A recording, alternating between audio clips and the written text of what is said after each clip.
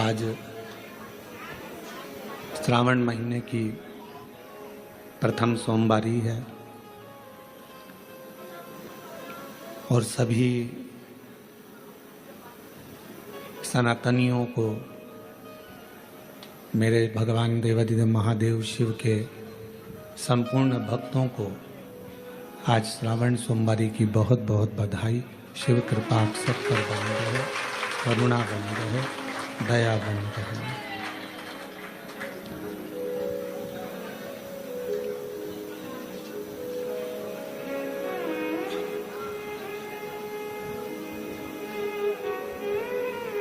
श्रावण का महीना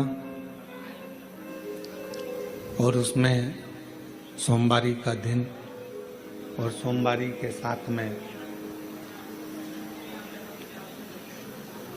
शिव महापुराण की कथा श्रवण करने का सौभाग्य भगवान शिव की कृपा से प्राप्त हुआ है।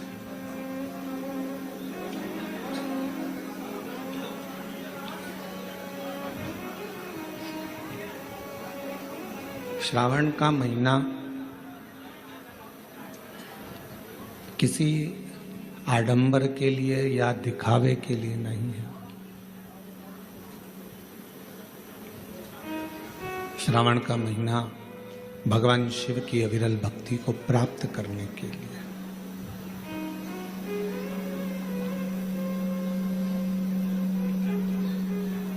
और श्रावण के महीने में शिव जी की अगर भक्ति कर रहे हो तो ये तुम्हारी इच्छा से नहीं। सावन के महीने में अगर भगवान शिव की भक्ति कर रहे हो, भगवान शंकर की अविरल भक्ति को धारण कर रहे हो, तो ये आपकी अपनी इच्छा से नहीं हुआ है। श्रावण महीने में अगर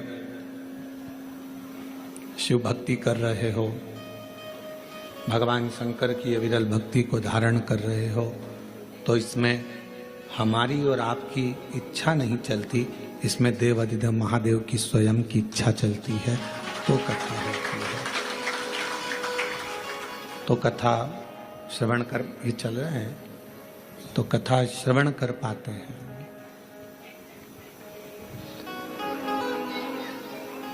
कल कथा में सुना था आपने और हमने कि शिव जी अपनी भक्ति से बल देते हैं।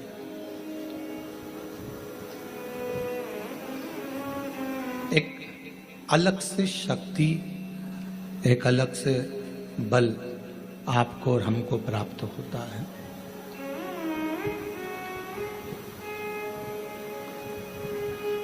और वो बल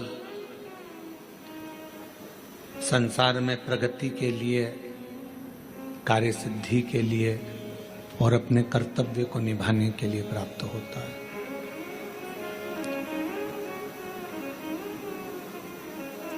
आज का समय, श्रावण महीने में लोग, बहुत सारे लोग ऐसे भी हैं जो बहुत आडंबर दिखावा ज्यादा करते हैं।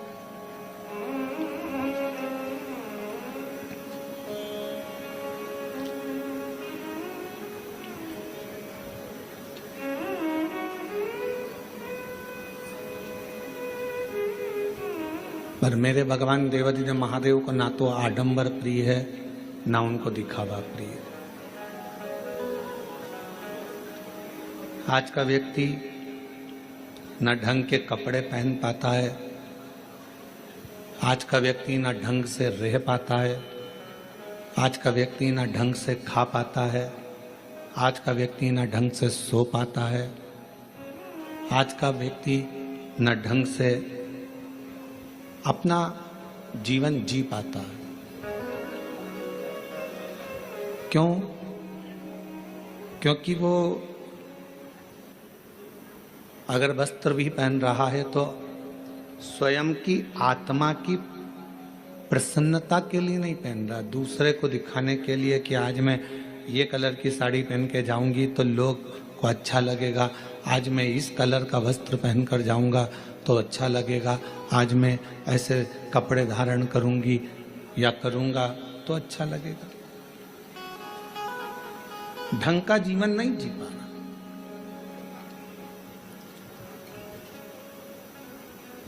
अगर देखा जाए तो इसको ढंग का जीवन नहीं कहेंगे, इसको ढोंग का जीवन कहेंगे।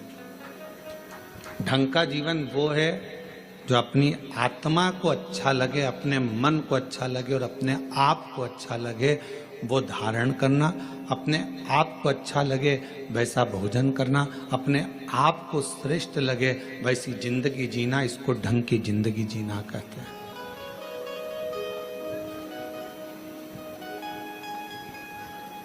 सावन चालू हो गया, कई लोग ऐसे होंगे कि हम सावन के महीने में हमने ऐसा नियम लिया, हमने सावन के महीने में वैसा नियम लिया। शिव जी ने कभी आकर आपके सामने नहीं कहा कि सावन के महीने में तुम ये नियम लेना या ये नियम धारण करना। शिव जी एक बात जरूर कहते हैं कि जैसे ही श्रावण का महीना लगे इतना जरूर करना कि किसी का दिल मत दुखाना और बन सके तो मेरा भजन कर कर शिव की शरणागति में रहकर वृद्धजन, बुजुर्गजन, बड़ोजन का आदर करना सीख जाओ।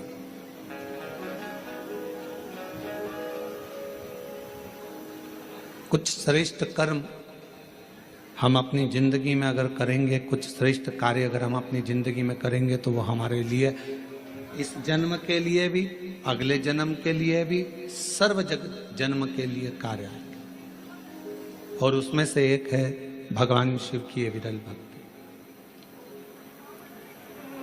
उसमें से एक है भगवान का भजन। और मैंने तेरे ही भरोसे बाबा, तेरे ही भरोसे हवा बिच उड़ती जावांगी बाबा, डोर हत्थो छठी नाम कटी जावांगी। भोले मैं तेरी पतंग, शंभू मैं तेरी पतंग, हवा बिच उड़ती जावांगी बाबा, डोर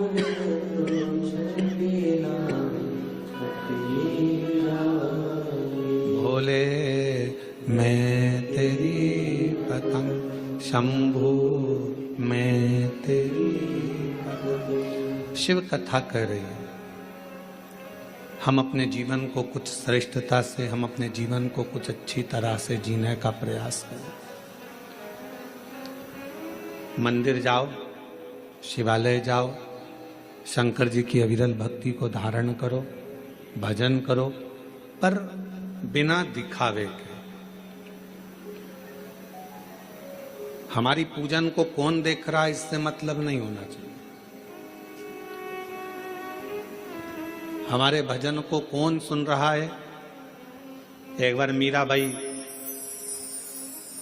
भगवान गिरधर गोपाल की अविरल भक्ति करने वाली मां मीराबाई भजन गा रही थी और वहीं से तानसेन निकल कर जा रहे थे।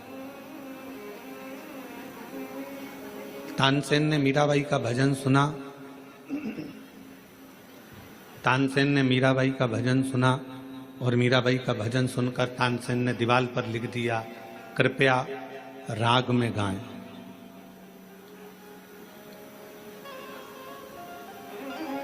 अब तानसेन बहुत बड़ा संगीतकार है।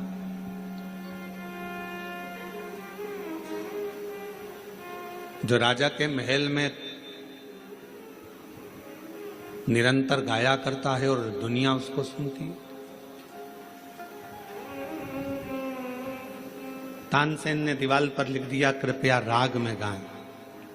मीराबाई थोड़ी देर बाद वहां से जाने लगी और उसने पढ़ा कि ये लिखा किसने है। तो कहा जो अकबर के दरबार में गाता है वो तानसेन, जिसको दुनिया मानती है, जिसकी गायकी को दुनिया जानती है, जिसकी गायकी को दुनिया जानती है, वो तानसेन ने लिखा है मीराबाई तुम्हारे लिए कि कृपया राग में गाएं। मीराबाई ने कलम उठाई, जहां राग लिखा था उसके आगे अनु लिख दिया। अब कौन सा शब्द हो गया? अनुराग। मीराबाई चली गई और मीराबाई जैसे ही गई, थोड़ी देर बाद तानसेन निकल कर जा रहे थे तो तानसेन ने फिर देखा कि मैंने लिखा था कृपया राग में गाएं, और अब इसमें अनु किसने जोड़ दिया? तो कहा मीराबाई यहां से यहां लिखा किसने? तो कहा तानसेन निकल कर जा रहे थे और उन्होंने लिखा है कृपया। यहां तानसेन निकल कर जा रहे थे, उन्होंने लिख दिया कृपया राग में गाएं। मीराबाई ने उसमें अनु लगा दिया और तानसेन वापिस निकल कर जाने लगे तो तानसेन ने देखा यहां किसी ने लिखा है कि अनु राग में गाएं, अनुराग में गाएं। तानसेन ने मीराबाई के चरणों को पकड़ लिया। मीरा तो बिल्कुल सत्य कहती है कि भगवान को रिझाना है तो अनुराग में गाना होगा और दुनिया को रिझाना है तो राग में गाना होगा। दुनिया राग से रिझती है और भगवान अनुराग से रिझता है। परमात्मा को रिझाने के लिए किसी राग की जरूरत नहीं पड़ती है। परमात्मा को रिझाने के लिए किसी वस्तु की जरूरत नहीं पड़ती, किसी दिखावे की जरूरत नहीं पड़ती। उसको तो राग नहीं अनुराग चाहिए। आपकी अविरल भक्ति चाहिए, आपका विश्वास, आपकी दृढ़ता, आपकी लगनता, आपकी एकाग्रता भगवान को चाहिए।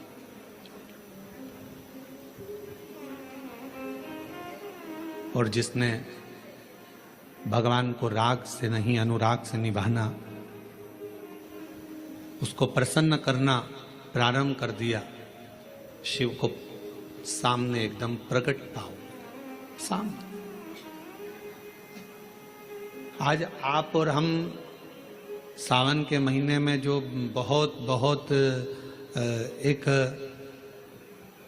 लोगों का हुजूम देखते हैं, भीड़ देखते हैं, तो जितने भी भीड़ में लोग खड़े हैं उनको एक बात का स्मरण होना चाहिए कि आप उसके मंदिर में खड़े हो जिसको आडंबर पसंद नहीं।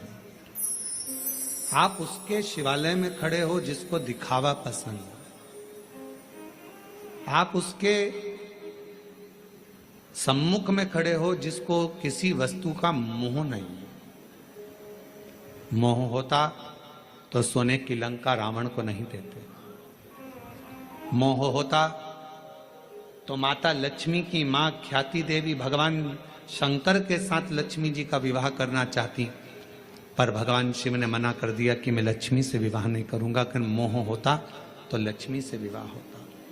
सोने का महल होता, मोह होता तो कुबेर को जो धन दिया वो सारा धन शिव का होता। पर भगवान शंकर मोह को त्यागे हैं, काम को जलाकर भस्म करने वाले हैं, आसक्तियों से दूर हैं। तृष्णा वासना ये सब मेरे शिव से बहुत दूर है, ये उनके पास है ही। और शायद इसीलिए शंकर की भक्ति करने वाले को सबसे पहले शंकर भगवान खूब परखते हैं। एक एक रिश्तेदार को परखा देगा मेरा शंकर भगवान, एक एक व्यक्ति को परखा देगा शिव।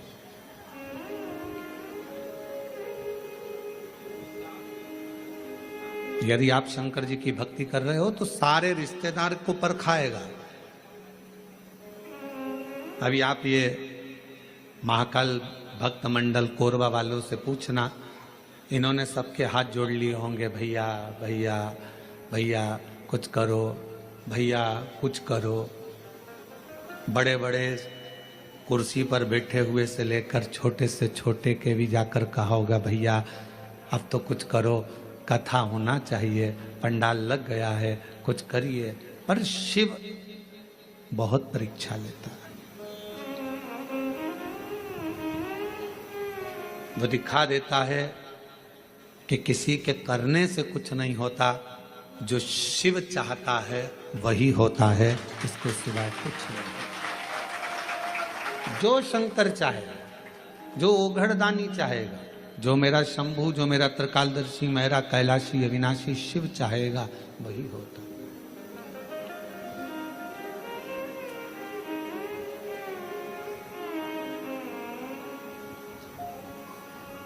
लाख कोई बुरा चाहे तो क्या होता है, वही होता है जो मेरा महादेव महाकाल चाहता है, वो चाहेगा।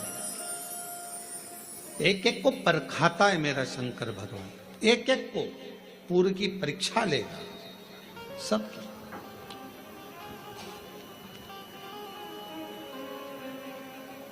और वो देखेगा कि आप कितने मेरे अधीन हो, आपका समर्पण मेरे प्रति कितना है, आप कितने मेरे अधीन हो, कितना समर्पण है, कितना भजन करते हो, कितना स्मरण करते हो, कितना कीर्तन करते हो, कितना मंत्र जाप करते हो, वो देखेगा, वो चेक करेगा।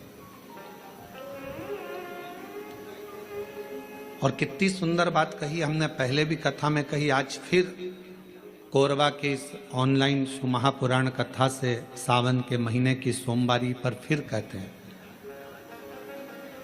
अगर शंकर जी का मंदिर तुम जा रहे हो, शिव जी पे जल चढ़ाने के लिए जा रहे हो, तो निवेदन है बीच में तुम्हारी मौसी, काकी, मामा, फूफा, सहेली, रिश्तेदार का नातेदार, बेस्ट फ्रेंड किसी का भी घर पड़ जाए, शंकर के मंदिर जाते समय और शंकर के मंदिर से वापस घर आते समय किसी के दरवाजे पर मत रुको, सीधे अपने घर पर ही रुको। उसका कारण क्या है? आपको मालूम होगा कि ये सोमवार का दिन, सावन के महीने का सोमवार इतना प्रसिद्ध क्यों है? श्रावण के महीने के सोमवार का इतना महत्व क्यों होता है?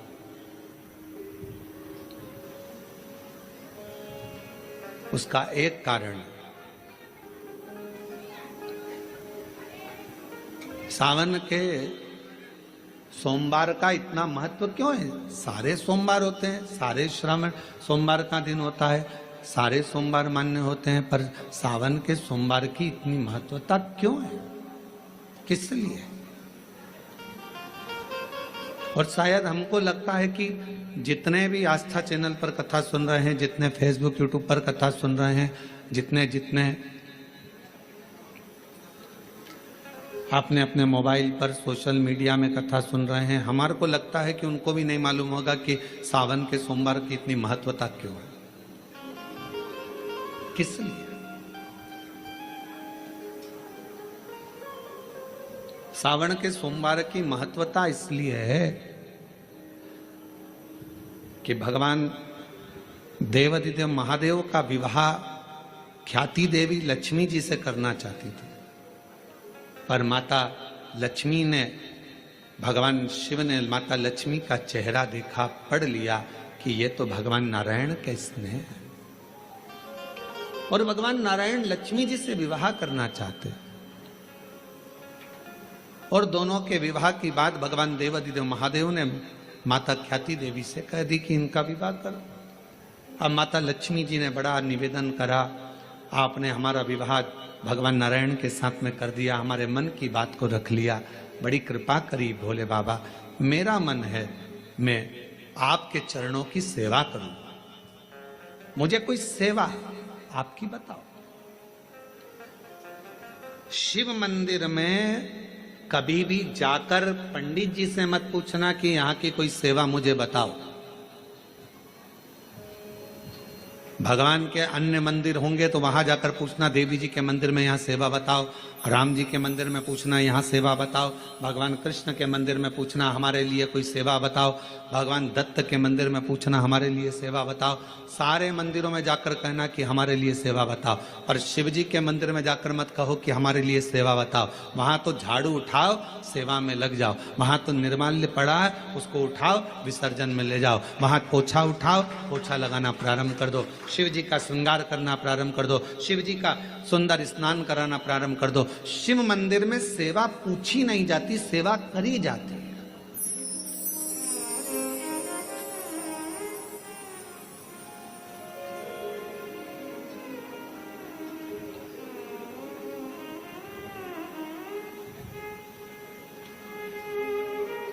वहां सेवा करना पड़ती है। एक राज सिंहासन पर बैठने पर, एक कुर्सी पर बैठने पर, एक पद पर बैठने पर आपका कर्तव्य है कि आप बीच राह में से निकल कर जा रहे हैं, राज्य में से निकल कर जा रहे हैं, कोई दुखी आपको दिख रहा है, कोई गलत कार्य हो रहा है, आप अच्छे सिंहासन पर बैठे हैं, पद पर बैठे हैं, कुर्सी पर बैठे हैं, प्रतिष्ठा में बैठे हैं, आपकी बात दुनिया मानती है, तो आप उस गलत चीज को, गलत काम को हटाकर कुछ अच्छा कर सकते हो। आपको करना है, आप सेवा के लिए तत्पर रहें।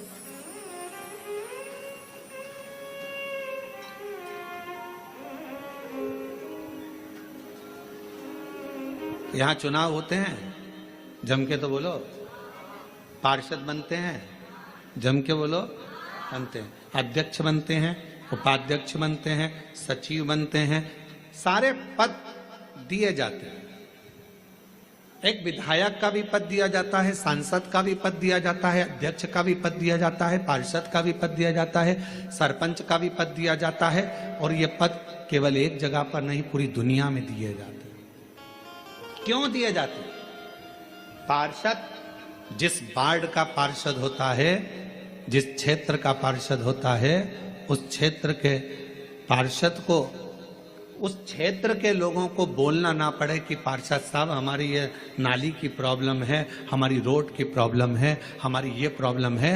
पार्षद उसी क्षेत्र का है, उसी कॉलोनी का है, उसी सोसाइटी का है। वो वहां घूमे और घूमने के बाद वो देखे कि मुझे सेवा का मौका कहाँ मिलेगा, मैं कहाँ सेवा करूं, मैं ये नाली बनवा दूं कि रोड बनवा दूं कि मुझे ये करना है। वहां कहना नहीं पड़े, शंकर के मंदिर में कहना ना पड़े कि तुम्हें ये करना। शिव मंदिर में जाकर कभी नहीं पूछना कि मुझे सेवा क्या करना। शिव मंदिर में तो जाकर सेवा का क्रम करो। अब लक्ष्मी जी पूछ रही हैं भोले बाबा से, आप मुझे बताओ, मैं आपकी सेवा में लगना चाहता हूं। शिव जी ने कहा कि मैं क्या सेवा बताऊं, आप जाओ भगवान नारायण की सेवा करो। पर लक्ष्मी जी ने सोचा कि देवाधिदेव महादेव मुझे सेवा नहीं बता रहे हैं। सावन का महीना था, सोमवार का दिन था। माता लक्ष्मी पूरे सावन के महीने में शिवालय में जाती, शंकर जी के कैलाश पर्वत पर जाकर खूब सेवा करती, खूब।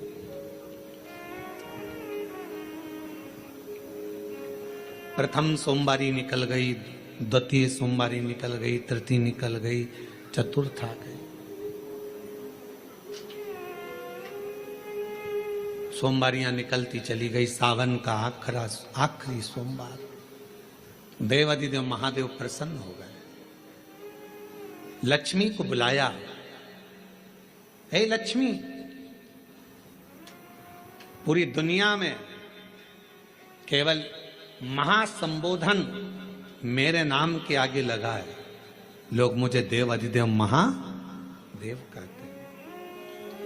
सारी पुराणों को केवल पुराण कहा जाएगा, पर शंकर की पुराण को भी महासंबोधन से संबोधित किया जाएगा, शिव महापुराण। लक्ष्मी, मुझसे जो जुड़ा हुआ है, मेरे नाम के आगे महासंबोधन लगा हुआ है, लोग मुझे महादेव कहते हैं। पर लक्ष्मी, तूने पूरे श्रावण के महीने में मेरी सेवा करी है, और आज सोमवारी के दिन तूने मेरी अविरल भक्ति को धारण करा है। बिना पूछे सेवा में, बिना दिखावे के तल्लीनता से सेवा करी है। मैं अपना महासंबोधन दुनिया में किसी को नहीं देता, आज तुझे दे रहा हूं। और लक्ष्मी केवल लक्ष्मी नहीं रही, उस दिन से लक्ष्मी मां लक्ष्मी। लक्ष्मी केवल लक्ष्मी नहीं रही, उस दिन लक्ष्मी महालक्ष्मी के संबोधन से प्रकट हुई। आज महासंबोधन लक्ष्मी जी को अगर किसी ने दिया तो भगवान देवाधिदेव महादेव ने दिया। और वह महासंबोधन कब मिला? सोमवार की, इस श्रावण के सोमवारी के दिन जो हम व्रत करते हैं, साधना करते हैं, उपास करते हैं, अर्चना करते हैं, पूरे वर्ष आप सोमवार का व्रत करते हैं कि नहीं करते वो पता नहीं, पर सावन के महीने में 4-5 जो भी सोमवार पड़ जाएं, अगर उस पर अगर आपने व्रत कर लिया, व्रत को धारण कर लिया या शिवालय के जाकर भगवान शंकर की आराधना कर ली, तो पूरे वर्ष के सोमवार का फल सावन के महीने के 5 या 4 सोमवार में प्राप्त होगा।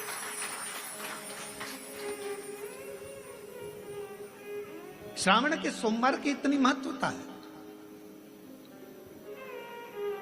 कल एक बहन ने पत्र लिखा था कि सावन महीने की इतनी महत्वता क्या है। हमने शिव महापुराण के अंदर पढ़ा तो ऐसा सावन महीने का ज्यादा लेख शिव महापुराण के अंतर्गत नहीं मिला। श्रावण महीने की इतनी प्रबलता क्यों मानी गई? तो हमारा एक तो सोमवार का महत्व, सावन के सोमवार का महत्व क्या है, कोई आपसे पूछे तो आपको बताना चाहिए कि इस दिन लक्ष्मी को महालक्ष्मी कहा गया था। शिव जी ने सफलता दी। कल वाला प्रश्न, शांति, दिशा और सफलता बिना मांगे मिलती है शिव के दरवाजे से। क्या क्या चीज? शांति, दिशा और सफलता। शिव के दरवाजे पर जाकर केवल आप सेवा करो, शिव के दरवाजे पर जाकर आप केवल जल अर्पित करो, शंकर जी की चौखट पर जाकर आप नमन करो, देवाधिदेव महादेव के शिवालय में जाकर प्रणाम करिए। भगवान शंकर की चौखट पर, द्वार पर अगर आप जा रहे हो, 3 चीजें आपको मांगना नहीं पड़ेगी। जैसे लक्ष्मी जी ने शिव जी से नहीं मांगा कि मुझे महासंबोधन दो, लक्ष्मी जी ने नहीं मांगा कि मुझे भगवान विष्णु दो, लक्ष्मी जी ने नहीं मांगा कि मुझे ये देना। लक्ष्मी जी तो शंकर भगवान की सेवा में लग गई, तो लक्ष्मी जी को 3 चीजें अपने आप मिल गई। एक शांति हृदय की, दूसरा दिशा, लक्ष्मी जी को कहाँ जाना है, और तीसरे नंबर पर सफलता। माता लक्ष्मी केवल लक्ष्मी नहीं रही, उनको महालक्ष्मी कहा गया। महालक्ष्मी। और फिर समझ लीजिए, लक्ष्मी में और महालक्ष्मी में बहुत बड़ा अंतर है। जरा सावधानी से सुनिएगा कथा को। आज सोमवारी का दिन है, सावन के महीने का, तो जितने शिव भक्त ऑनलाइन कथा को सुन रहे हैं, जितने आस्था चैनल पर, फेसबुक, यूट्यूब पर कथा को श्रवण कर रहे हैं, वो भी सावधानी से सुनिएगा। लक्ष्मी में और महालक्ष्मी में भी अंतर।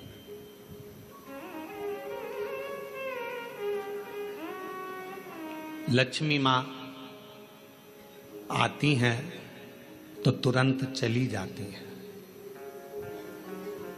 लक्ष्मी आती हैं तो तुरंत चली जाती हैं। लक्ष्मी बहुत समय तक तिजोरी में, अलमारी में टिकती नहीं है। पर वही लक्ष्मी भगवान विष्णु जी के आदेश से, भगवान शंकर की कृपा से हमारे घर में आती हैं, तो वो महालक्ष्मी कहलाती है। और महालक्ष्मी अपने घर को छोड़कर कभी नहीं जाती है, वो वहां सदा सदा रहती है।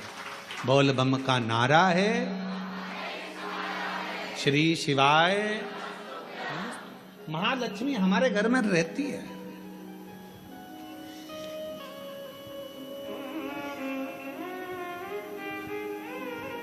शंकर जी के मंदिर में अगर आप 1 लोटा जल चढ़ाने जा रहे हो, बड़े दुखी हो, तकलीफ में हो, पैसा नहीं है, धन नहीं है, वैभव नहीं है, सोमवार के दिन आप जल चढ़ा रहे हो, तो माता लक्ष्मी को भगवान शंकर ने यह वचन दिया है, वर दिया है कि लक्ष्मी, अगर तू मुझे मेरे मंदिर में आई है तो मैं तुझसे बस केवल, तू कहती है सेवा सेवा, तो तुझसे मांगता हूं, जो मेरे मंदिर में जल चढ़ाने आए, लोटा भरकर जल चढ़ाकर, उसका जो लोटा है, उसका जो पात्र है, उसका जो कलश है, वो खाली हो जाएगा।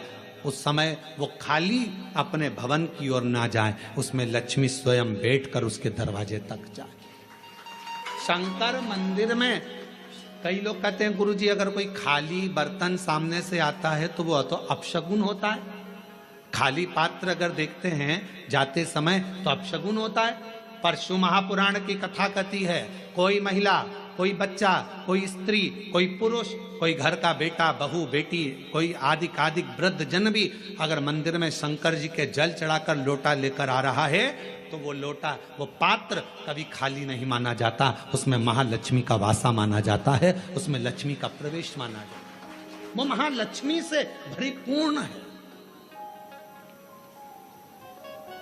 क्यों तो आप लोगों को बार बार कहते हैं कि वहां से आओ तो थोड़ा सा पानी लेकर आना, अपने घर में छिटना, क्योंकि इसमें महालक्ष्मी विराजमान हो जाती है। महालक्ष्मी आपके इधर ऐसा होता है कि नहीं होता हमको नहीं मालूम, पर हमारे उधर का एक नियम है कि प्राचीन नियम है पूर्वजों के हिसाब से कि जब हमारे यहाँ गणेश जी का विसर्जन करने जाते हैं, देवी जी का विसर्जन करने जाते हैं, नवरात्रे के बाद में जवारे का विसर्जन करने जाते हैं, तो विसर्जन करने के बाद नदी में से, तालाब में से, कुएं में से थोड़ा सा जल लेकर आते हैं। अब इधर है कि नहीं वो हमको नहीं मालूम, छत्तीसगढ़ का हमको नहीं मालूम, पर हमारे उधर का हमको लाते हैं ना। तो वो जल लेकर आते हैं अपने घर पे, अपने द्वार पर, अपने दरवाजे पर, अपने बगीचे में, सब दूर जल को थोड़ा थोड़ा छींट देते हैं। क्यों, किस लिए, काय के लिए? तो हमारे शास्त्र वर्णन करते हैं कि जब हम किसी देवता को विसर्जन कर कर आते हैं तो उनके कृपा का जल, उनकी करुणा का जल, उनकी वात्सल्यता का जल, उनके स्नेह का जल हम भर कर लाते हैं और अपने द्वार पर, अपने घर पर छींटते हैं। उनकी करुणा का जल।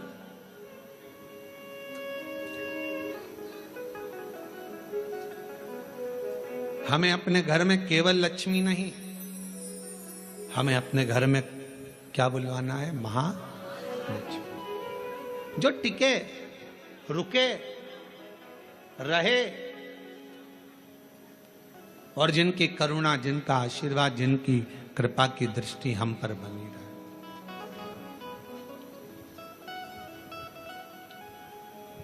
जिनकी करुणा की दृष्टि हम पर बनी रहे, जिनकी दया की दृष्टि हम पर बनी रहे। लोग कहते हैं सोमवार, सावन का सोमवार, हमने शिवपुराण में पढ़ा सावन के सोमवार का हमें इतना मिला नहीं, हमें इतना प्राप्त नहीं हुआ, हमें इतना देखने को नहीं मिला, हमें इतना सुनने को नहीं मिला, हमें इतना देखने को, श्रवण करने को नहीं मिला। निवेदन है। अब कोई पूछे कि श्रावण का इतना महत्व क्यों है? बैसाख का महीना भी आता है, ज्येष्ठ का महीना भी आता है, आषाढ़ भी आता है, भादो भी आता है, कार्तिक भी आता है, सारे महीने आते हैं, माघ भी आता है, फागुन भी आता है, ज्येष्ठा भी आता है, सारे महीने आते हैं। पर उसमें सबसे ज्यादा श्रेष्ठ शंकर भगवान के लिए अगर सबसे ज्यादा प्रबल माना जाता है तो श्रावण का महीना माना जाता है। आखिर श्रावण के महीने में ऐसा हुआ क्या था? श्रावण के महीने में इतना जरूर हुआ कि मंथन हुआ, मंथन में जो विष निकला भगवान शंकर ने पिया और देवताओं ने जल अभिषेक करा, तो ये तो है। पर श्रावण के महीने की महत्वता, एक महीने की महत्वता इतनी कैसे? कहा शिव महापुराण में वर्णन आता है, सृष्टि की रचना प्रारंभ हुई।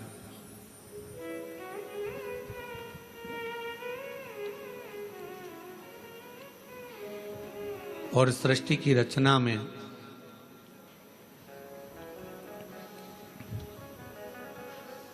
जब सृष्टि की रचना हो रही थी, सृष्टि की रचना में दक्ष प्रजापति के साथ में माता प्रसूति का विवाह हुआ।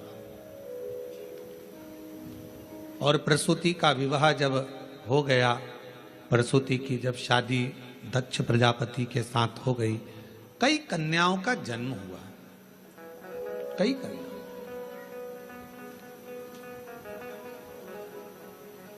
बेटों का भी जन्म हुआ, कन्याओं का भी जन्म हुआ।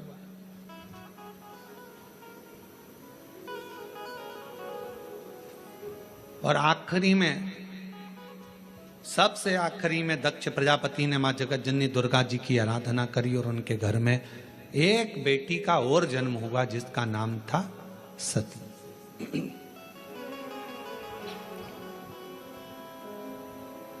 सती का विवाह हो गया शिव जी के साथ में। ये कथा तो आप और हम हर कथा में श्रवण करते हैं। सती जी का विवाह हो गया।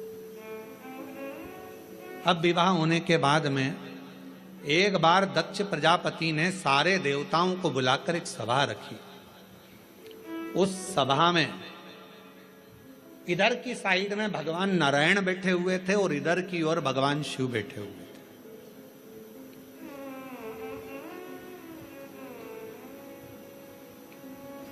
भगवान नारायण भगवान शंकर को देख रहे थे और शंकर भगवान नारायण को देख रहे थे। अब दुनिया वालों को कौन समझाए कि भगवान नारायण अगर सबसे ज्यादा प्रेम, सबसे ज्यादा अगर विश्वास और सबसे ज्यादा दृढ़ता और सबसे ज्यादा मेरे नारायण के दिल में अगर कोई बसे हुए हैं तो वो भगवान शंकर बसे हुए हैं, भगवान शिव बसे। और शिव जी से शंकर भगवान के हृदय में अगर कोई बसा हुआ है, शिव जी के हृदय में, शंकर भगवान के दिल में, शंकर भगवान के हृदय में, शंकर भगवान की चित्तवृत्ति में अगर कोई बसा हुआ है तो वह भगवान नारायण बसे। नारायण शिव के बिना नहीं और शिव नारायण के बिना।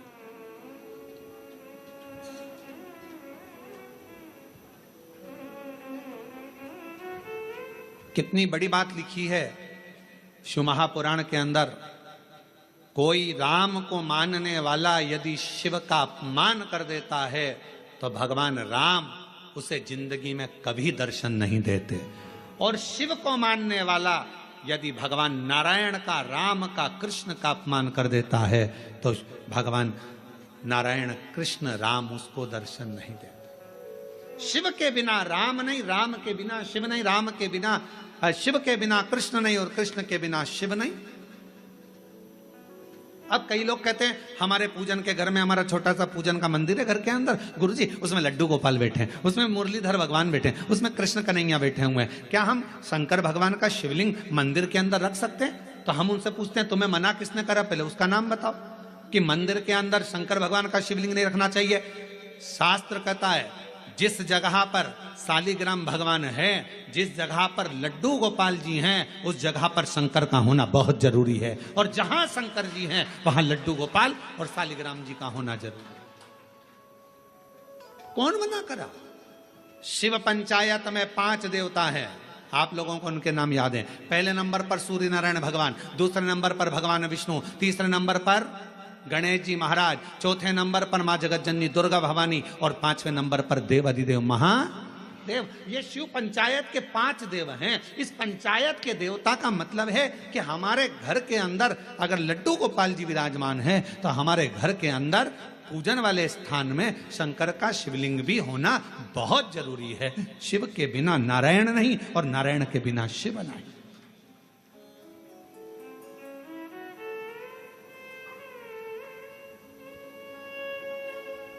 अभी श्रावण के महीने में हम रोज पाठ करते हैं, सुबह का समय पाठ करते हैं, फिर शाम के समय भी थोड़ा थोड़ा पाठ का जो सुबह पढ़ते हैं।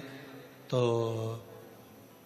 आशीष जी बोले कि गुरुजी आप जो पाठ करते हैं उसमें से थोड़ा थोड़ा सा व्याख्यान सब जनमानस को मिले। तो अभी 2-4 बार से आप लोगों के पास आ भी रहा होगा पढ़ते हुए पाठ कि हम जो पढ़े वो आपके सामने हम उसको उंगली फेर कर बता देते हैं कि हमने शिव पुराण के इस पृष्ठ से ये बात को लेकर बोला गया, उसका स्मरण करें।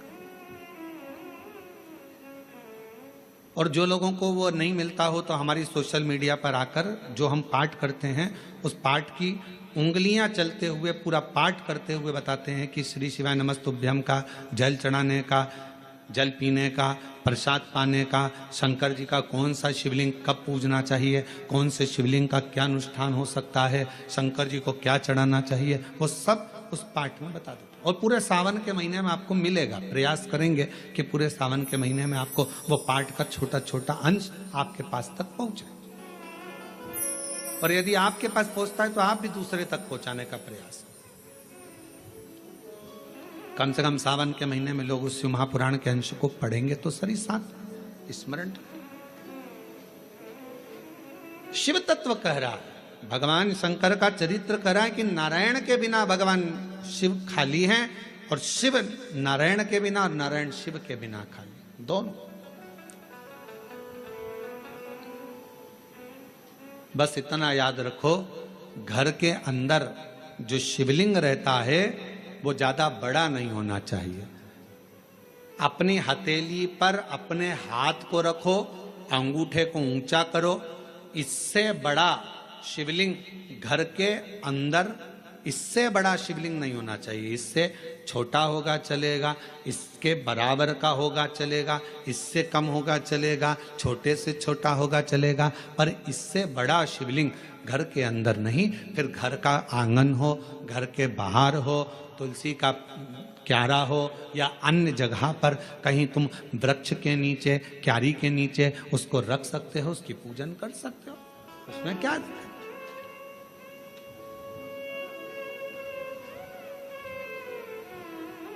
फिर उसको बाहर रखना पड़ेगा।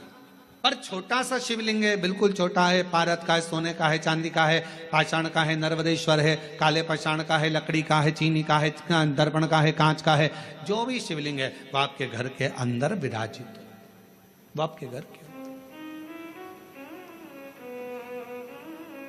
अब इधर नारायण बैठे थे, इधर भगवान शिव। आज सोमवारी की कथा है और पूरी दुनिया के लोगों को यह कथा सुनना है कि सोमवार, और सोमवार का तो वर्णन आपको कर दिया, श्रावण भगवान शंकर को इतना प्रिय क्यों है।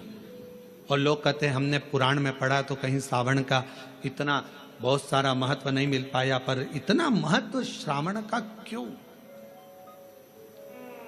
पूरे महीनों में 12 माह में श्रावण की महत्वता इतनी क्यों। इधर मेरे नारायण, इधर मेरे भगवान शंकर, शंकर भगवान नारायण को देख रहे हैं, शंकर भगवान को नारायण, दोनों एक दूसरे को देख रहे हैं, दोनों के हृदय में एक दूसरे विराजमान है, एक दूसरे।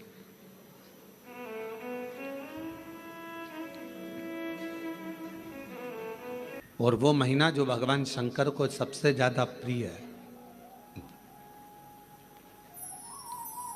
बहुत प्रिय। कारण माँ सती, माँ उमा, माँ कात्यायनी, माँ कुष्मांडा, माँ स्कंदा, माँ महागौरी, जितनी जितनी माता पूर्व में हुई हैं, जो शिव जी के साथ में ब्याही हैं, शिव को जिन्होंने अपना बना लिया था, उन सभी माताओं ने सावन के महीने में शंकर भगवान को प्राप्त किया था। और शिव जी ने सावन के महीने में ही उनको अपना बना लिया था। और ये बात भगवान शिव ने स्वयं कही। स्वयं भगवान शंकर स्वयं नंदी से ये बात कहते हैं, नंदी मुझे श्रावण अति प्रिय है। नंदी ने पूछा क्यों, तो कहा इस श्रावण के महीने में मेरी अर्धांगिनियां मुझे भजती थी, तो मेरे मंदिर में, मेरी कथा में, मेरे रसतत्व में हमेशा एक जैसा लगा रहता है। उसकी जिंदगी को भी मैं हमेशा उन्नति की ओर बढ़ाते बढ़ाते अग्रणता में लेकर चले जाता। फिर उसको डाउन नहीं करने देता, उसको नीचे नहीं आने देता। जैसे श्रावण महीने में चढ़ाए गए कनेर के फूल, दुर्वा,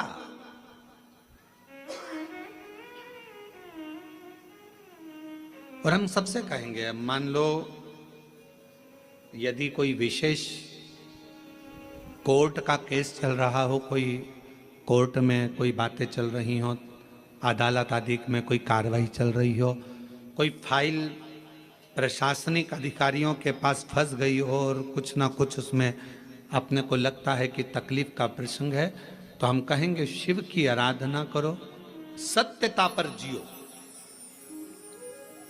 और साथ में 5 दुर्वा, 1 कनेर का फूल पीला, 1 पीला कनेर, 5 दुर्वा, 5 बेलपत्र लेकर शिव जी के मंदिर में जाकर शिवलिंग पर समर्पित कर 2 लोटा जल सावन के महीने में उसी पर बेलपत्र कनेर के फूल पर चढ़ाइए। देवाधिदेव महादेव की कृपा होगी। ज्यादा से ज्यादा 6 महीना, 7 महीना, इससे ज्यादा निर्णय आप ही के पक्ष में आएगा और शिव की कृपा से। और इसमें एक बात और स्मरण रखें, जैसे कोई की प्रॉपर्टी है, कोई की जमीन है, और वो जमीन तुम्हारी कोई ने कब्जा कर लिया, तुम्हारा नाम नहीं हो पाई, या कोई उसमें लफड़ा हो गया, या तकलीफ आ गई और पैसा उसमें अटक गया, उसके लिए भी कनेर का पुष्प श्रावण महीने के जितने सोमवार आते हैं, रविवारी, सोमवारी और भोमवारी कौन कौन से वार हो गए? रविवार, सोमवार और मंगलवार, 3 बार। प्रथम दिवस में कनेर का 1 पुष्प लेना है, द्वितीय दिवस में कनेर के 5 पुष्प लेना है और तृतीय दिवस में कनेर के 3 पुष्प लेना है।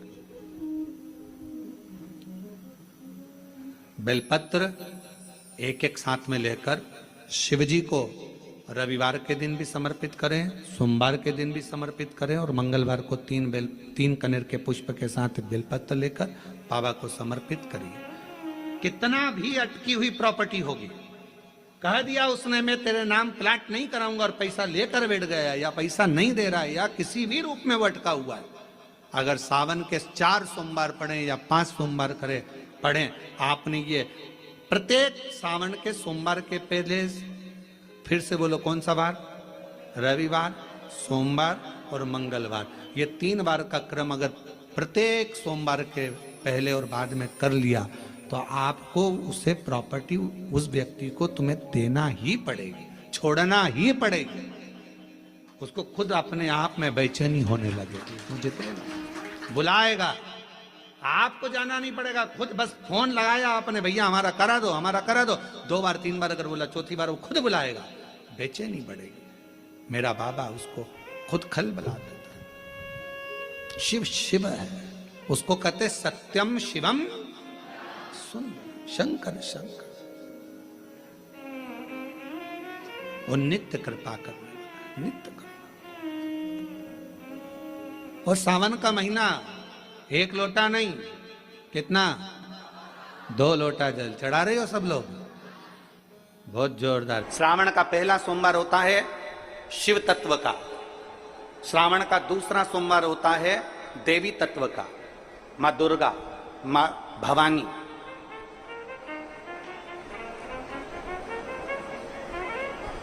आप लोगों ने शिव पंचायत, शिव महापुराण की कथा पहले बाची आप लोगों ने सुनी होगी, उसमें शिव पंचायत का वर्णन करा था। 5 देव,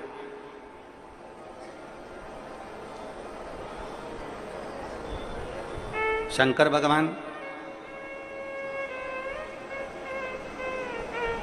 स्वयं पंचदेव में प्रथमता प्राप्त कर कर बैठते, मां दुर्गा, भगवान नारायण शिव पंचायत में, भगवान भास्कर देव और स्वयं भगवान शिव के सुंदर आनंद धारण करने वाले श्री गणेश पंच।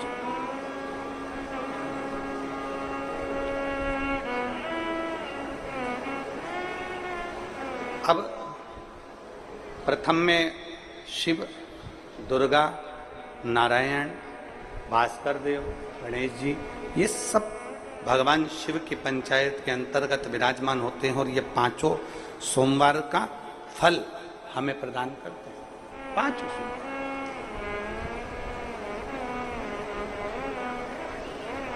एक एक सोमवार की महत्वता है, एक एक सोमवार का क्रम है। कई माताएं उस क्रम को धारण भी करती हैं, ऐसा नहीं कि कई माताएं नहीं करती हैं, सबका अपना अपना नियम होता है। कोई शिव मंदिर में जाता है तो 1 अक्षत, 1 चावल का दाना शिव जी को समर्पित करता है, कोई मंदिर जाता है तो 1 पुष्प शिव जी को समर्पित करता है, कोई मंदिर जाता है तो 1 बेलपत्र शिव जी को समर्पित करता है, कोई मंदिर जाता है तो जल समर्पित करता है। सबका अपना अपना भाव है, जैसे तुम शिव को मना सकते हो। जैसे आप भगवान शंकर को रिझा सकते। और मेरा निवेदन सभी मेरी जीजियों से, मेरे जीजाओं से, मेरी बेटियों से, बेटाओं से, मेरी माताओं से, श्रावण के महीने के जितने सोमवार रहें, प्रत्येक सोमवार को शंकर जी का अगर मंदिर जा सको तो ठीक है, ना जा सको तो शिखर का दर्शन, और वो भी ना कर सको तो अपने घर में जो शिवलिंग है उस पर 3 बार, 3 छोटा सा लोटा ले लो, बड़ा लोटा ले लो, कैसा भी, 3 बार शिव जी का नाम लेकर 3 बार जल को अवश्य चढ़ाओ। जितने सोमवार पड़े श्रावण के महीने में आप 3 बार, भले 1 लोटा जल है उसी को रोक रोक कर 3 बार चढ़ाओ, और 3 बार चढ़ाओ। जैसे शिव मंदिर में 3 ताली का नियम है, सावन महीने में 3 लोटा अर्थात 2 लोटा जल पर रुककर 3 बार अगर जल चढ़ाया जाता है तो ब्रह्मा, विष्णु और महेश उस जल को स्वीकार कर कर तेरे घर का भंडार भर देते। 3 बार जल। गंगा जल का प्रयोग एक तो पितरों के लिए, दूसरा श्रावण के महीने में किसी भी एक सोमवार को अगर व्यापार नहीं चल रहा है, नौकरी नहीं मिल रही है, तो कोई तकलीफ आ रही है, तो कोई कष्ट आ रहा है, कोई रोग बढ़ रहा है, डॉक्टर से ऐसा लग रहा है कि ये बड़ी बीमारी बताने वाला है, शरीर में कोई गांठ पड़ गई है और वो जांच के लिए गई है, तो बिल्कुल श्रावण के महीने में किसी भी एक सोमवार को गंगा जल लेकर जाइए शिव मंदिर में। शंकर जी के मंदिर में थोड़ा सा गंगा जल नंदी को समर्पित कर कर, थोड़ा अशोक सुंदरी को समर्पित कर कर, थोड़ा गणेश और कार्तिकेय को समर्पित कर कर, थोड़ा सा गंगा जल जया, विषहरा, शामरीबारी, दौतली और देव को समर्पित कर कर, थोड़ा सा गंगा जल शिवलिंग पर समर्पित कर दो। उस गंगा जल को वापिस झेल कर लेकर आओ। 3 दिन तक लगातार उस गंगा जल को पीना प्रारंभ करो। उसके बाद जांच के लिए आप कहीं पर भी जाइए, बाबा कृपा जरूर करेगा, ये निश्चित था। उस गंगा जल की प्रधानता, उस गंगा जल का एक गौ माता, गौ, गंगा और संत, ब्राह्मण, साधु, सन्यासी, सात्वित्ववान नारी, कन्या, स्त्री, इनका जो महत्व है उसको जान गए तो जिंदगी सार्थक हो।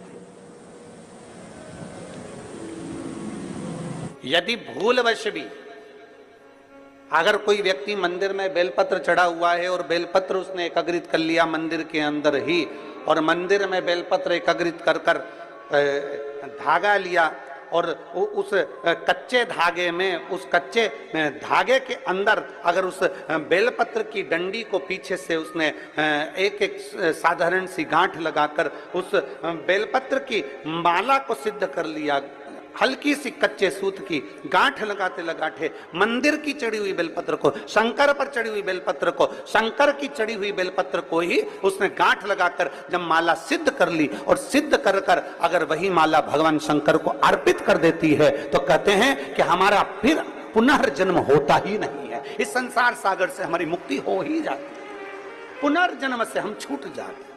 जैसे जगत गुरु शंकराचार्य जी कहते हैं पुनरपि जननम पुनरपि मरणम, उस प्रपंच से छुटकारा।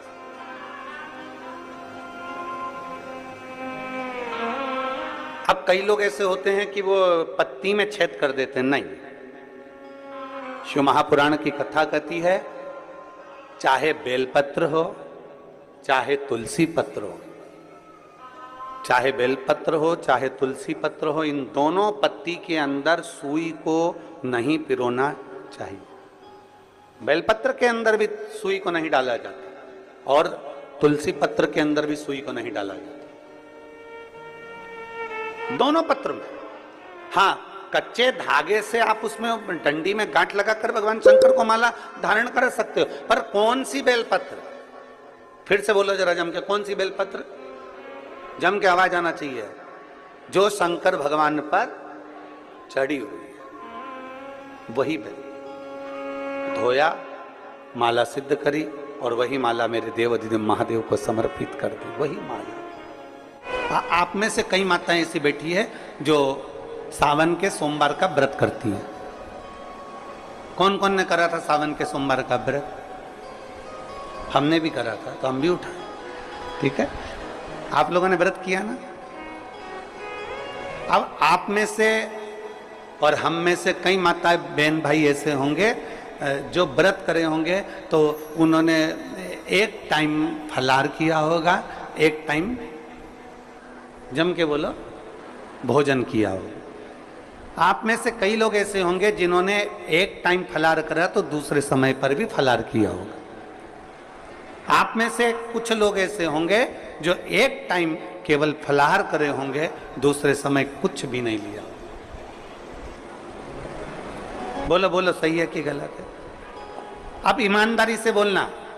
आप में से कई लोग ऐसे होंगे जिन्होंने दिन भर कुछ भी नहीं खाया होगा, केवल एक गिलास दूध, एक फल और बाबा का प्रसाद लेकर और व्रत कर लिया।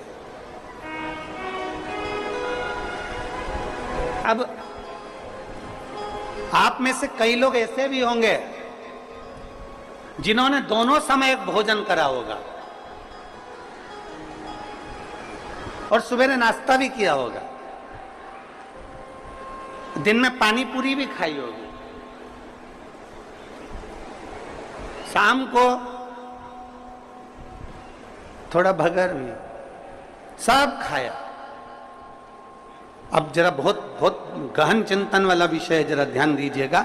एक व्रत करा, एक टाइम भोजन, एक टाइम फलाहार, एक ने व्रत करा दोनों समय फलाहार, एक ने व्रत किया कि मैं कुछ नहीं खाऊंगा, एक फल, एक गिलास दूध, एक ने सब कुछ खाया, मतलब दिन भर भोजन कर, दिन भर भोजन कर। अब जो एक समय फलाहार कर रहा है वो भी शंकर का भगत है, जो एक दोनों समय फलाहार कर रहा है वो भी शिव का भगत है, जो एक फल ले रहा है और एक गिलास दूध ले रहा है वो भी शिव का भगत है, और जो दोनों समय भोजन कर रहा है वो भी शिव का भगत है। अब शंकर जी से पूछा जाए कि इनमें से तुम मुक्ति किसको दोगे, इनमें से तुम मोक्ष किसको दोगे, इनमें से सबसे पहले तुम किसकी सुनोगे, किसकी सुनोगे? तो भगवान देव महादेव का चरित्र कहता है माता पार्वती से, पार्वती भले तुम भूखे रहो मत रहो, पर इतना जरूर करो कि किसी का दिल ना दुखे, तो मैं प्रसन्न हो जाता हूं और वर प्रदान कर। तुमने व्रत किया ना किया, तुमने साधना करी ना करी, तुमने तप किया ना किया, तुमने उपास किया ना किया, पर इतना जरूर करो कि जिस दिन तुम्हारा व्रत, जिस दिन तुम्हारा उपवास है, उस दिन तुम्हारे मुख से अपशब्द ना निकले। जिस दिन तुम्हारा व्रत है उस दिन तुम्हारे मुख से आड़ा टेढ़ा ना निकले। जिस दिन तुम्हारा व्रत है उस दिन तुम अपने पिता, पति और परमात्मा, इन तीन के झूठे बर्तन अवश्य घिसे, अवश्य मांझे।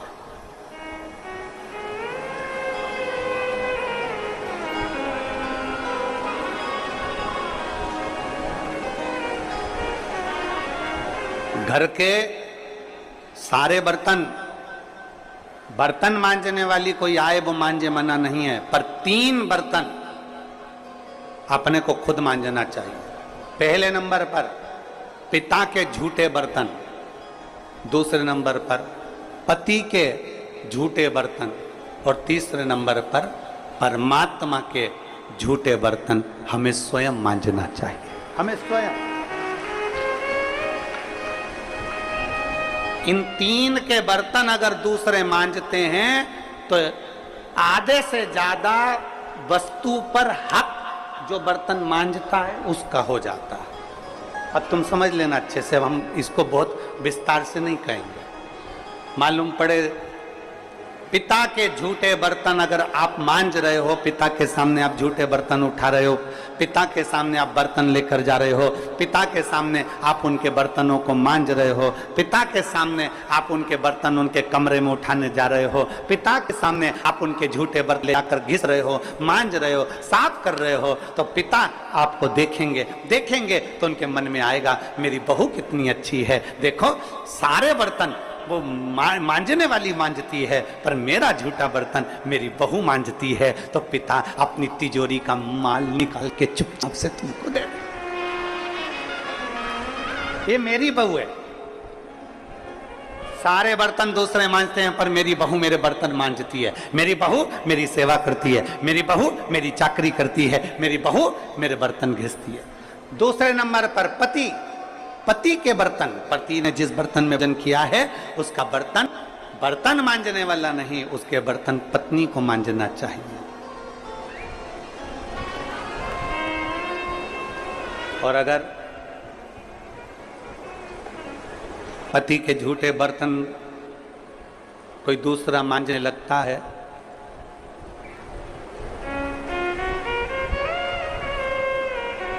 तो एक दिन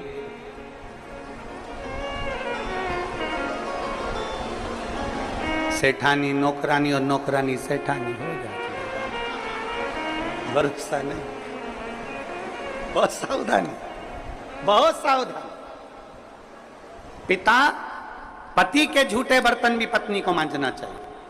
स्वामी के झूठे बर्तन मांजोगी, पति की दृष्टि में आएगा सारे घर के बर्तन दूसरे मांजते हो, पर मेरी पत्नी मेरे बर्तन मांजती है, पत्नी मेरे झूठे बर्तन उठाती है, मेरी पत्नी मेरे झूठे बर्तन संभालती है, मेरी पत्नी मेरे झूठे बर्तन उठाकर रखती है। मतलब उसकी दृष्टि में आपका भाव बढ़ता चले जाएगा। तो आपको जिस दिन तुम बोलो कि मुझे ये चाहिए, पति को याद आ जाएगा ये मेरी सेवा करती है, झूठे बर्तन तक संभालती है, तो तुरंत साड़ी भी दिलाएगा, करवा चौथ की अंगूठी भी दिलाएगा, निश्चित। एक पिता, एक पति, और तीसरे नंबर पर बोलो, सब बोलो जम के जरा, परमात्मा। तुम्हारे घर में भगवान का मंदिर है, तुम्हारे घर में छोटा सा शिवालय है, तुम्हारे घर में छोटा सा देवालय है, तुम्हारे घर में छोटा सा मंदिर बना हुआ है, उस मंदिर में तुम भगवान की पूजन करती हो, पूजन करने के बाद भगवान को स्नान कराती हो, स्नान करा हुआ बर्तन रखा रहता है, लोटा रखा रहता है जल चढ़ाने वाला, भगवान के भोग लगाने की छोटी सी कटोरी होती है, भगवान को पानी पिलाने का छोटा सा लोटा होता है, कलश होता है, झारी जी होती है, या कोई गिलास होता है।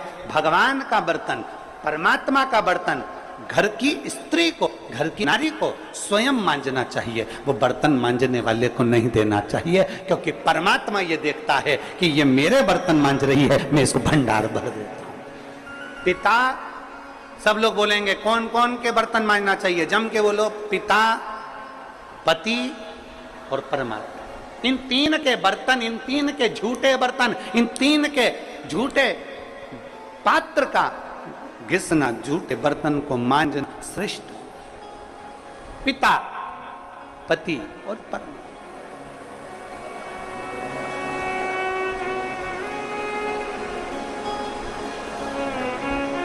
श्रेष्ठ। एक विश्वास अपने भीतर जागृत करिए, और जिस दिन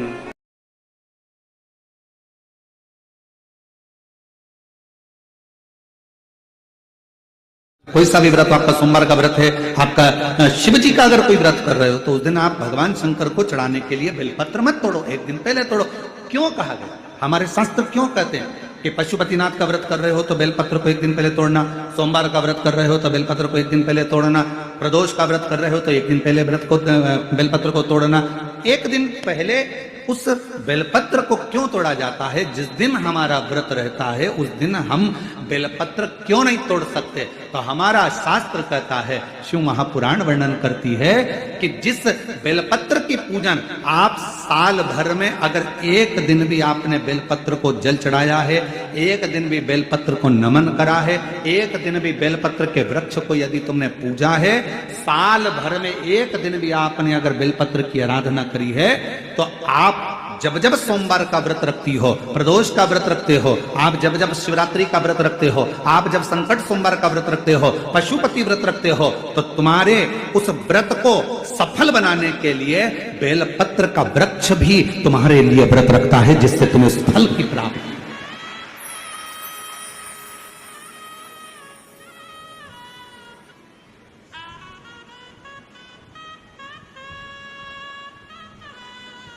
कथा सुनने आ रहे हो? घर के बाहर बेलपत्र का पेड़ है, कथा श्रवण करने जा रही हूं, बेलपत्र का वृक्ष है। नहीं, आपको अगर कथा सुनने जा रहे हो तो बेलपत्र अगर चढ़ाना है तो एक दिन पहले आप बेलपत्र को उतारो। कथा सुनने के लिए जा रही हूं और बेलपत्र रास्ते में से तोड़ कथा में जाकर बैठ गई, बेलपत्र शिव पुराण को समर्पित कर दिया या कथा में समर्पित कर दिया, या विचार करा कि मेरा बेलपत्र व्यासपीठ तक जाएगा, झोली में डाल दिया। ध्यान रखना, कथा सुनने के लिए आ रही हो, सामने बेलपत्र का वृक्ष दिख गया, उसको झुककर प्रणाम करो, नमन करो और कहो, मेरे बाबा, मेरे शंभु, आपका दर्शन कर कर जा रही हूं। मैं जानती हूं इस बेलपत्र के वृक्ष में गौरी शंकर हैं, मैं जानती हूं इस बेलपत्र के वृक्ष में नारायण लक्ष्मी है, मैं जानती हूं इस बेलपत्र के वृक्ष में 64 योगनियां है, मैं जानती हूं इस बेलपत्र के वृक्ष के तने में स्वयं कुबेर बैठकर साधना करता है। इस बेलपत्र के वृक्ष को मैं नमन करती हूं। बाबा, आपसे प्रार्थना करती हूं कि मैं कथा सुनने के लिए जा रही हूं, जब मैं कथा सुनकर वापिस आऊं ना, हे बेलपत्र महारानी, हे बेलपत्र के वृक्ष, हे शंकर, ऐसी कृपा करना कि मेरी खाली झोली को भंडार से भर देना, उसको नमन कर। और हम क्या करते हैं, कथा सुनने जा रहे हैं तो बेलपत्र का वृक्ष अपने आंगन में है या बेलपत्र का वृक्ष रास्ते में पड़ गया, 4-6 बेलपत्र तोड़ लिए, कथा में जाकर बैठ गए, कथा सुन ली, बाद में बेलपत्र समर्पित कर, ना ना ना ना, आते समय बेलपत्र को नमन करते हुए,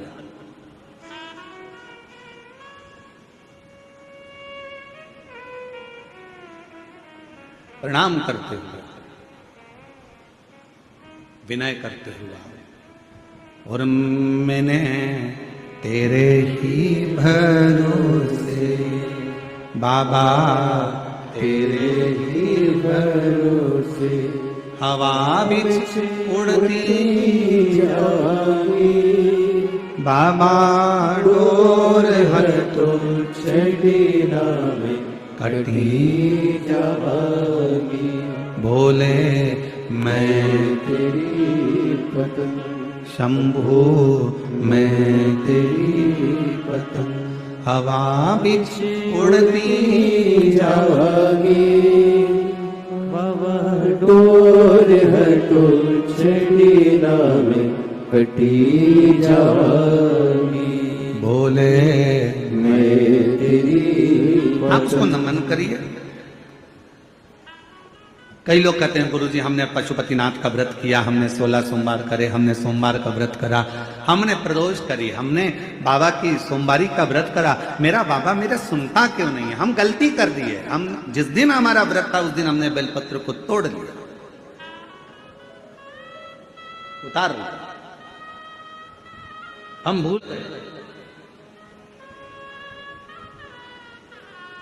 हम सबसे कहेंगे अगर YouTube पर हमारी पूर्व की कथा डली हो, एक पुष्प शिव महापुराण की कथा, त्रिपुंड शिव महापुराण की कथा, बेलपत्र शिव महापुराण की कथा, जब पुरानी जो YouTube पर हमारे YouTube पर अगर डली हो तो वो कथा को आप निकालना, उसको एकांत में बैठकर थोड़ा सा श्रवण करना कि पुष्प का महत्व क्या है। कौन सा फूल जमीन पर गिरा हुआ भी शंकर को स्वीकार होता है,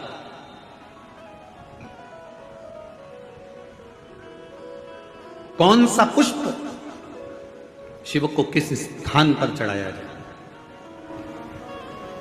क्यों सोमवार, अष्टमी और ये अन्य जितनी तिथियां होती हैं, अमावस्या, पूर्णिमा, प्रदोष, चतुर्दशी, त्रयोदशी, ऐसा वर्णन उसमें आता है कि इन दिन बेलपत्र को नहीं तोड़ा जाता। अष्टमी, नवमी, ये तिथियां हैं, क्यों नहीं तोड़ा? इसलिए क्या कारण है कि इन तिथियों पर बेलपत्र को नहीं तोड़ा जाता? तो कहा जब हम रोज बेलपत्र को जल चढ़ाते हैं, शंकर की आराधना करते हैं, तो बेलपत्र के वृक्ष के नीचे बैठकर देवता भी हमारे कल्याण की कामना करते।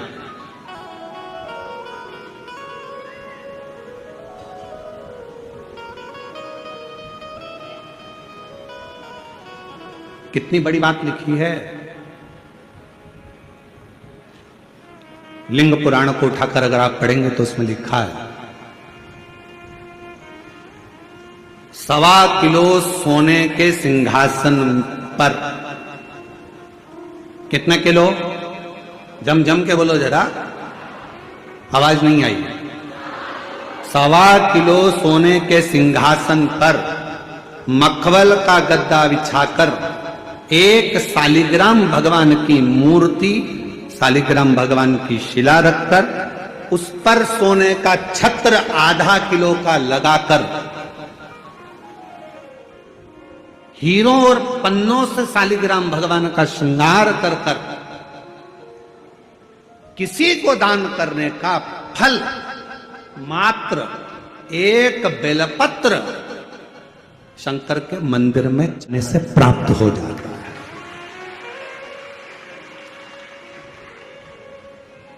कितने किलो सोने का सिंहासन? बोलो बोलो, जम के बोलो जरा। 1.25 किलो। छत्र कितने का? 0.5 किलो। हीरे, रतन, माणिक, मोती, सोने से जड़े हुए शालिग्राम भगवान को सिंहासन पर रखकर दान करने का जो पुण्य होता है, 1000 अश्वमेध यज्ञ का बराबर का जो पुण्य होता है, हजारों सर्वोत्तम यज्ञ करने का जो पुण्य होता है, सोम यज्ञ करने का जो पुण्य होता है, वो एक बेलपत्र शंकर भगवान को चढ़ाकर भगवान शिव को अर्पित करने से प्राप्त हो जाता है। और ऐसा यज्ञ का फल मेरा विश्वास करता है, मेरे छत्तीसगढ़ वासियों के लिए, मेरे संपूर्ण देशवासियों के लिए, मेरे संपूर्ण विश्व में रहने वाले शिव भक्तों के लिए, ये मेरा दिल कहता है कि इतना बड़ा दान मेरा मन करता है कि आप सब हफ्ते में कम से कम एक दिन ऐसा आता होगा कि आप भी एक बेलपत्र शंकर को चढ़ाते होगे, तो समझ लेना कि आपने भी अश्वमेध यज्ञ, सोम यज्ञ और स्वर्ण सिंहासन, स्वर्ण छत्र का दान अपने जीवन में कर लिया।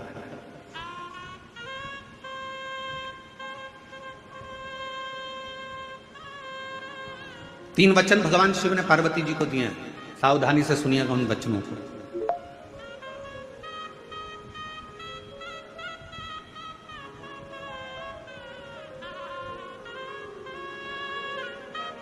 दो वचन तो काशी के हैं और एक वचन अमरनाथ की गुफा का।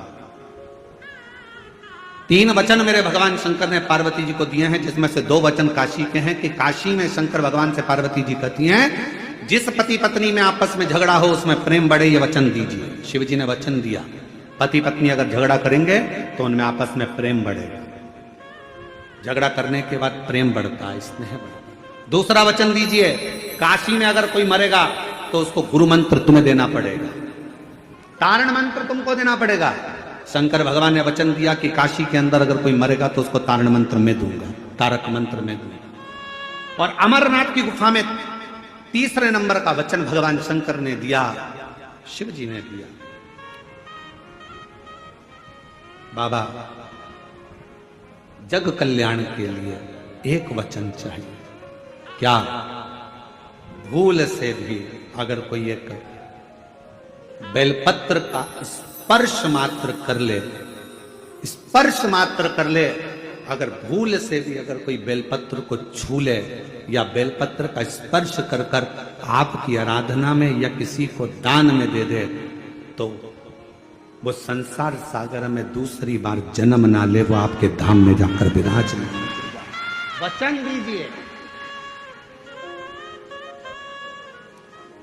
कि जननम पुनरपि मरणम के प्रपंच से छुड़ा देता है एक बेलपत्र का पौधा।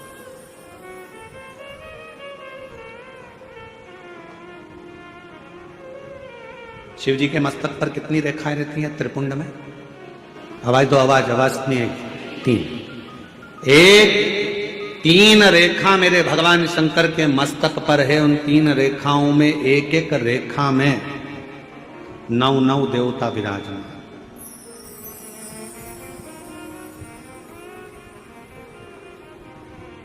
एक रेखा में 9 देवता, दूसरी रेखा में 9 देवता, तीसरी रेखा में 9 देवता। ऐसे शिव जी की त्रिपुंड रेखाओं में 27 देवताओं का वास।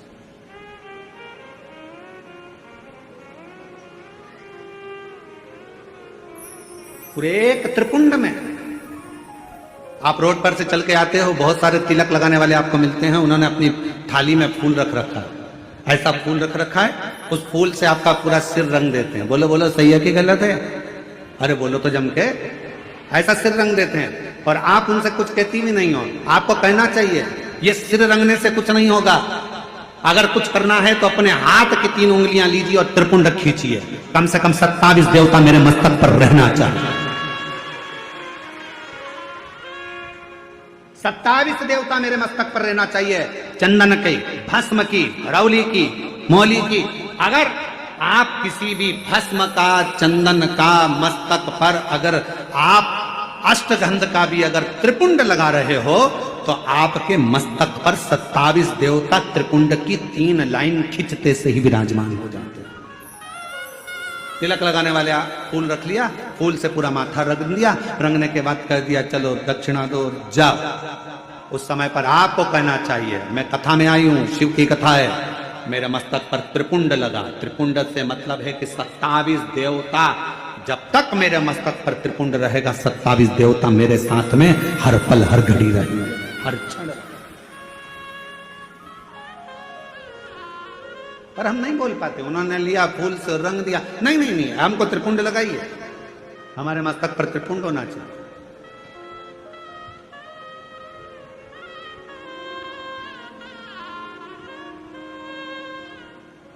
शिव जी के मंदिर जा रहे हो, भगवान शंकर का जल है, उसको भी मस्तक पर त्रिपुंड के भाव से लगा सकते। भस्म है, भाव से लगा सकते। और यदि कुछ भी ना लगा सको तो फिर एक काम करो, शंकर के मंदिर में जब जाओ, झुककर जब प्रणाम करो तो अपना मस्तक शिव के चरणों में झुककर प्रणाम करोगे तो जो शिव भक्त आएंगे उनके चरण की रज आपके जब मस्तक पर लगेगी तो आपका कल्याण कर देगी, आपका उद्धार कर देगी, कल्याण कर देगी।